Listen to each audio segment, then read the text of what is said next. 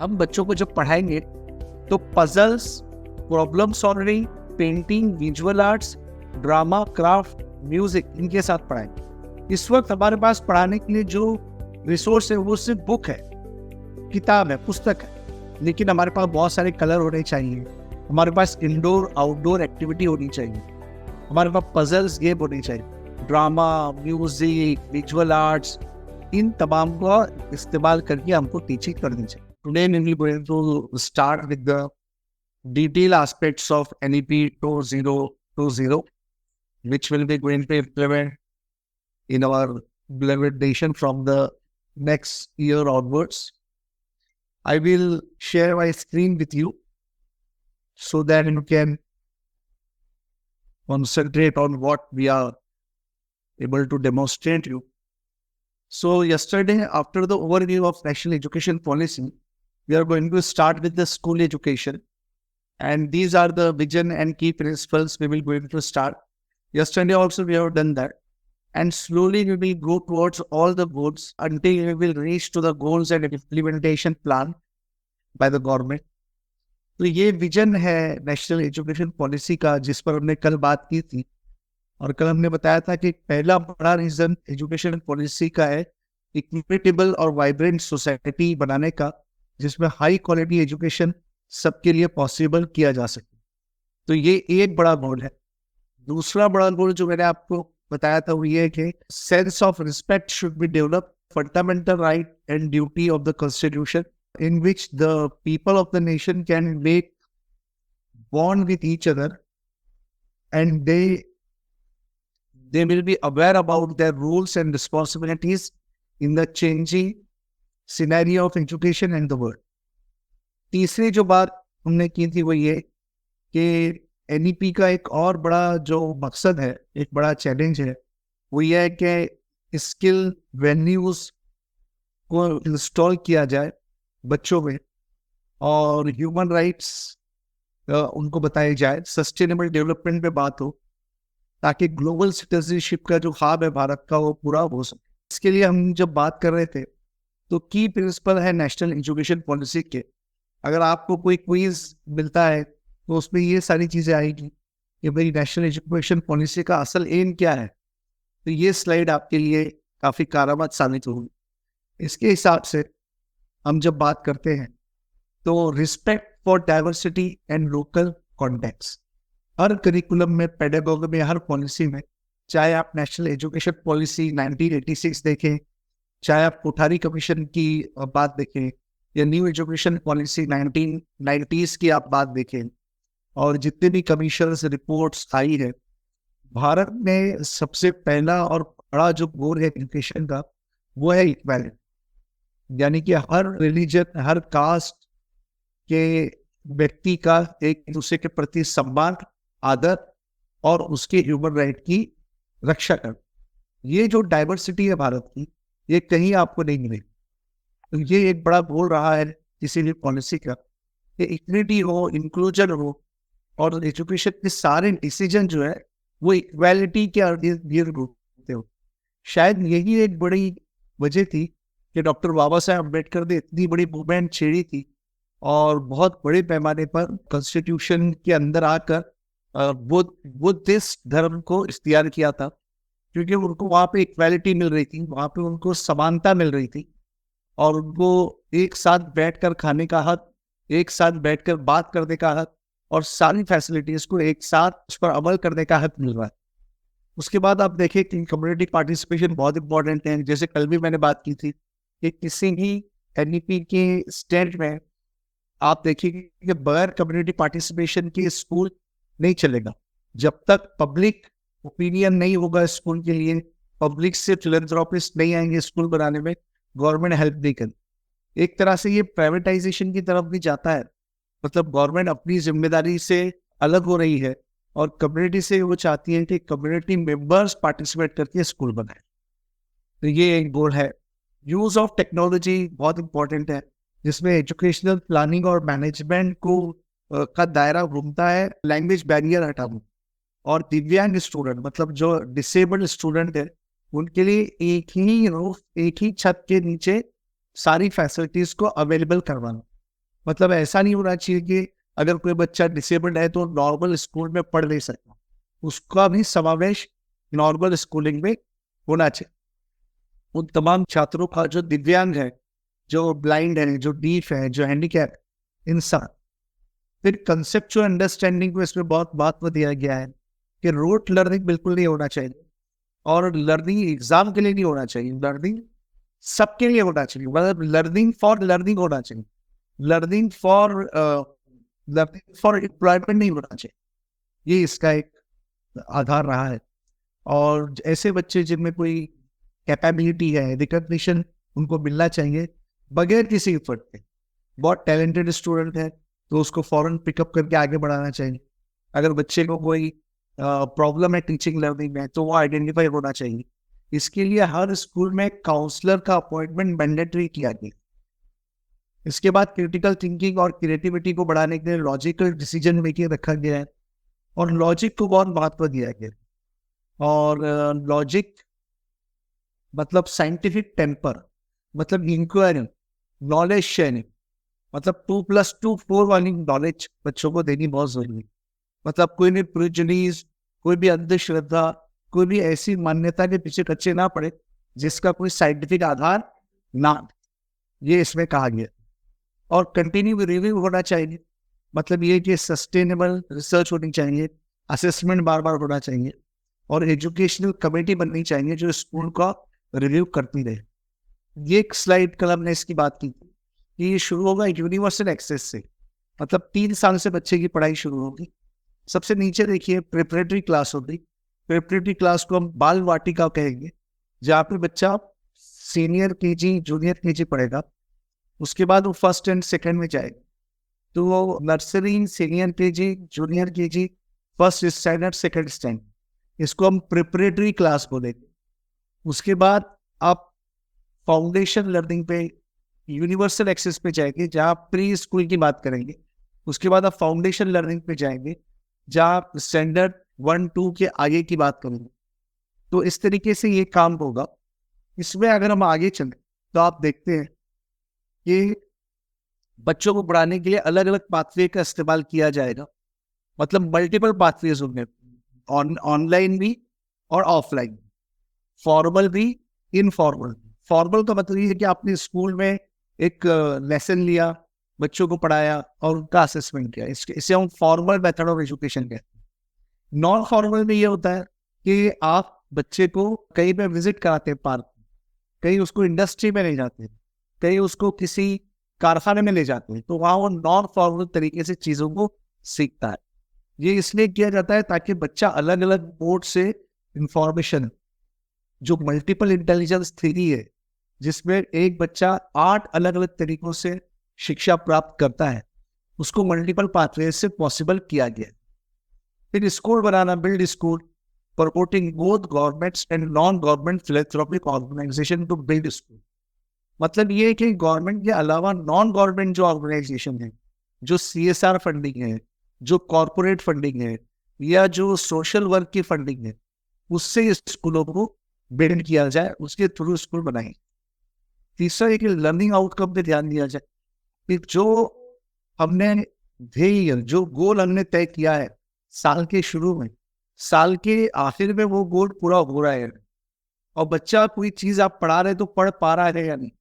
इस वक्त क्या हो रहा है कि टीचर ने अपनी बात कर दी, टीचर ने पढ़ा दिया, लेकिन बच्चे ने वो ज्ञान लिया या नहीं, बच्चे ने अपनी प्रोफिशिएंसी इंक्रीज किया नहीं, ये हम नहीं देखते। और ये देखने के लिए हमारे पास कोई टूल भी नहीं है। हमारे पास एक असेसमेंट है, exam, at the end of the year हम एग्जाम लेते हैं, उससे पता चलता है कि बच्चे को क्या आता है क्या नहीं आता।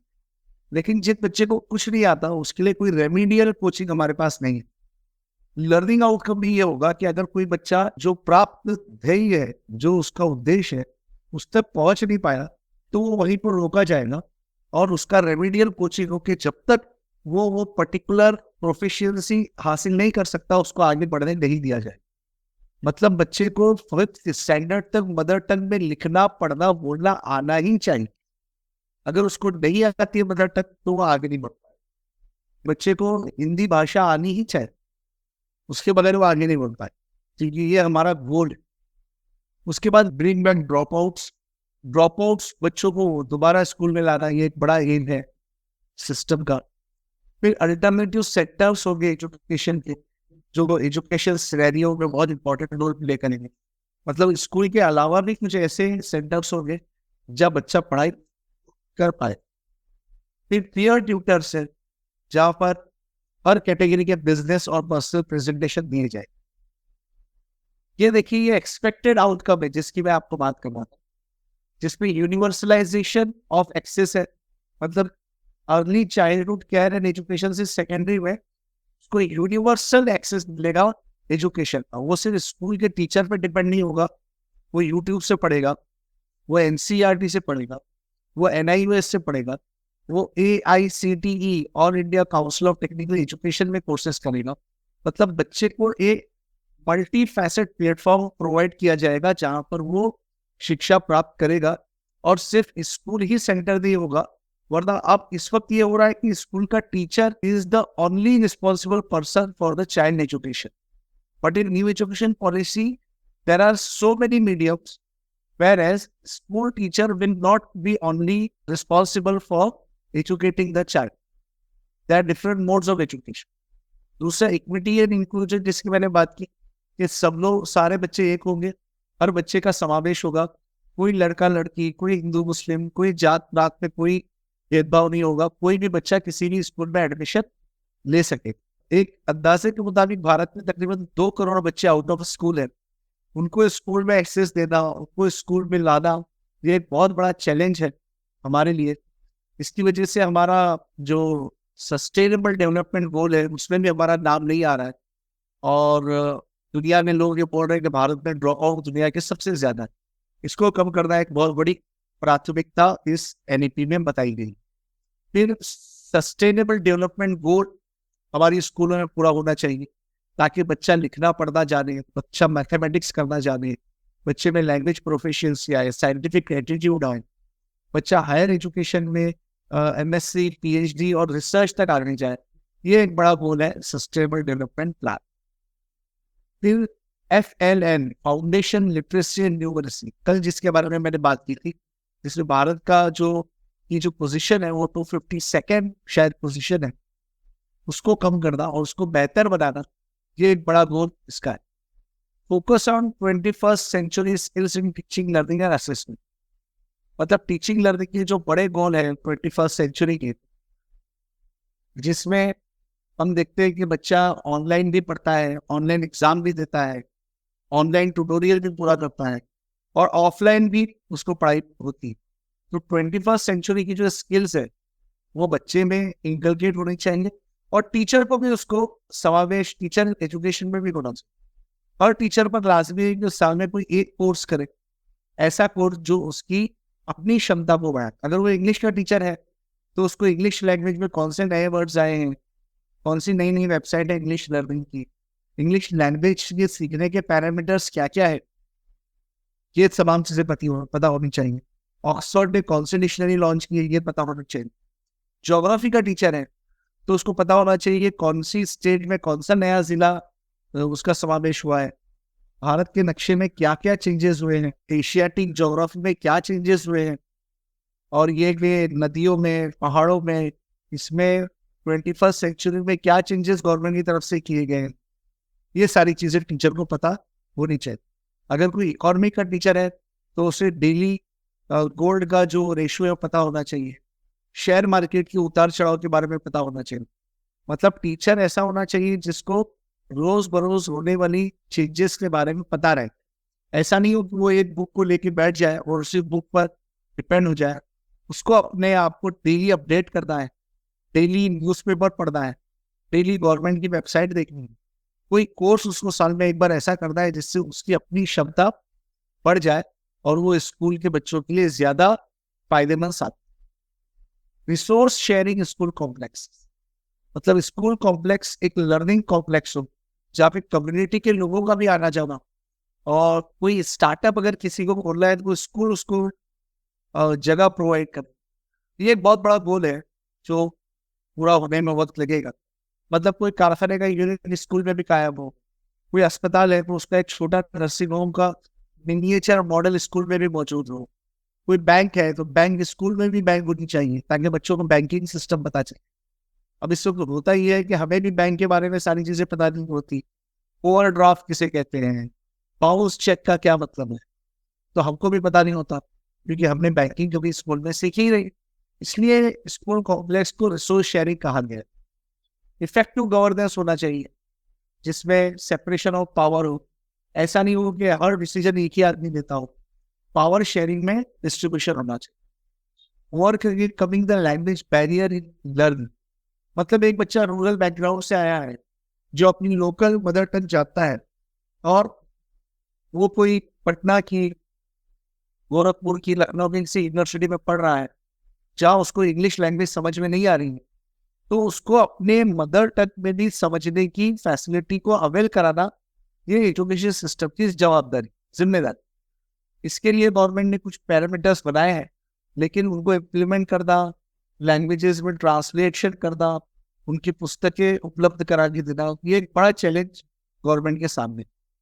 Common standard for public and private school education, जैसे आप देखते हैं दिल्ली गवर्नमेंट ने जो काम किया है, गवर्नमेंट स्कूल यानी कि दिल्ली पब्लिक स्कूल को इतना आगे बढ़ा दिया है कि अब प्राइवेट स्कूल और इंटरनेशनल स्कूल के बच्चे वहां से पेरेंट्स अपने बच्चों को निकाल के गवर्नमेंट और स्कूल में डाल रहे हैं। इसका मुख्य कारण यह है कि गवर्नमेंट स्कूल को जिस लेवल तक वो ले गए हैं वहां पर बच्चों के लिए सारी फैसिलिटीज अवेलेबल है। टीचर्स को out of India, Singapore, Malaysia ले जाकर ट्रेनिंग दी गई है। टीचरों की salary as per UGC norms की गई है और टीचर को इतनी अच्छी सैलरी दी गई है कि वो बाहर कहीं ट्यूशन करने का या कोई और प्रोफेशन का सोच भी नहीं सकता। और टीचर्स के लिए पैरामीटर सख्त किए गए हैं ताकि सिर्फ पढ़ने का, पढ़ाने का रुझान रखने वाले टीचर ही वहां पर अकोमोडेट हो सके और जिसको इंटरेस्ट नहीं है वो अपना चेंज करे। तो ये जो चीजें हैं इम्पोर्टेंट है जो स्कूल एजुकेशन के लिए हम बोलते हैं। अब बच्चे पढ़ेंगे कैसे, तो इसके लिए कल एक बात हमने की थी। ये एक पैरामीटर था जिसमें हम ये देखते हैं कि नीचे से इसकी शुरुआत होती है। आप फाउंडेशन स्टेज से शुरू करते हैं जहाँ 3 साल में बच्चा जाएगा आंगनवाड़ी, प्री स्कूल, बाल वाटिका में, जहाँ उसकी उम्र 3 से 6 साल होगी। और ये 3 और 2 5 साल का ये मुद्दत इसमें पूरी करेगा। और जब बच्चा 5 साल का होगा तो बाल वाटिका से निकलकर पहली और दूसरी क्लास में जाएगा। ये 5 हुआ, 5 जिसे हम फाउंडेशनल स्टेज कह रहे हैं। उसके बाद 3 साल मतलब क्लास 3 से क्लास 5 जिसे हम प्रिपरेटरी स्टेज कहते हैं, वो आएगी। उसके बाद मिडिल स्टेज मतलब 11 से 14 साल, इसमें 6 स्टैंडर्ड टू 8 स्टैंडर्ड आएगा। और उसके बाद फिर सेकेंडरी जो 4 साल का होगा, जो 5+3+3+4 वाला पैटर्न है, 9 से लेकर 12 स्टैंडर्ड की क्लास तक बच्चा पढ़ेगा। तो ये हमारा जो पुराना मॉडल था 10+2 वो हटकर अब 5+3+3+4 वाला मॉडल होगा जिसमें बच्चा फाउंडेशन स्टेज से लेकर प्रिपरेटरी स्टेज, मिडिल स्टेज और सेकेंडरी स्टेज तक आगे जाए। तो ये इंपॉर्टेंट है स्लाइड जिसमें हम फर्स्ट से लेकर 12 तक के बच्चे को नए एकेडमिक स्ट्रक्चर में समावेश करेंगे, उसको एकोमोडेट करेंगे।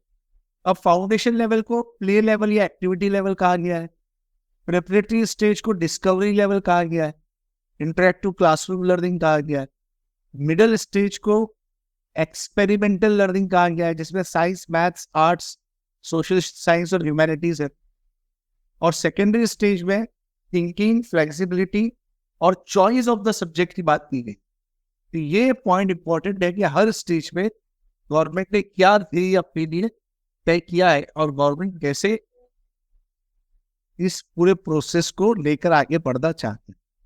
हर स्टेज के लेवल पे जो ऑब्जेक्टिव तय किया गया है उसका पूरा होना कंपलसरी है, उसके बगैर वो बच्चा आगे नहीं बढ़ेगा। तो ये बात याद रखें।